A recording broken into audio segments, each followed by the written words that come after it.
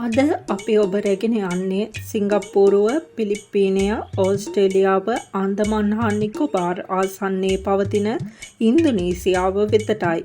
සියවස් 3මාරක යටත් විජිත පාලනය හා දෙවන ලෝක යුද්ධයෙන් පසු නිදහස ලබාගත් ඉන්දුනීසියාව ලෝ වැඩිම ජනගහනයක් වෙසෙන රටවල් අතර 4 වන ස්ථානයේ පසු වෙනවා. ජනවර්ග 300කට වඩා ජීවත් වන ඉන්දුනීසියාවේ බහුතරය සුඩාන් හා ජාවානු ජනවර්ගයයි. ලොව දෙවන ඉහළම ජෛව විවිධත්වයේ හිමි දේශය.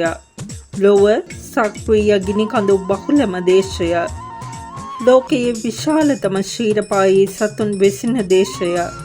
ලොව විශාලතම හා උසම මල හිමි දේශය. ආවේනික පැලෑටි වර්ග 20000ක් හිමි දේශය.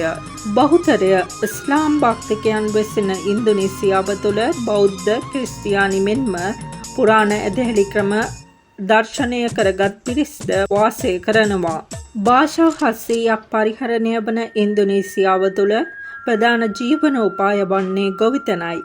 රබර් හා පාම් තෙල් මහා පරිමාණයෙන් අපනයනය කරන ඉන්දුනීසියාව ಖನಿಜ නිධි, දැව, බොරතෙල් හා ස්වාභාවික වායු ආදී සම්පතීන් පෝසත් රටක්. සාමාන්‍ය උණුසුම් දේශගුණයක් සහිත ඉන්දුනීසියාවේ ප්‍රධාන ආහාරය බිත්තර, එළවලු යොදා සාදන නාසිගුරාන් බතයි. මස් වලින් සාදන සටේ මෙන්ම රටකජු යොදා සාදන ගඩෝ සලාද ඉන්දුනීසියාව තුළ බෙහෙවින් ජනප්‍රියයි. කලාවට ලැබී ඉන්දුනීසියානුවන් සාමූහික වාදන හා නර්තන පැවැත්වීමට ප්‍රියතාවයක් දක්වනවා. ඉන්දුනීසියාවේ සම්බා දූපතේ පවතින විවාහයට තරුණියන් පැහැරගෙන යන චාරිත්‍රය ලොව ඉතාම විවේචනයට ලක්ව තිබෙනවා.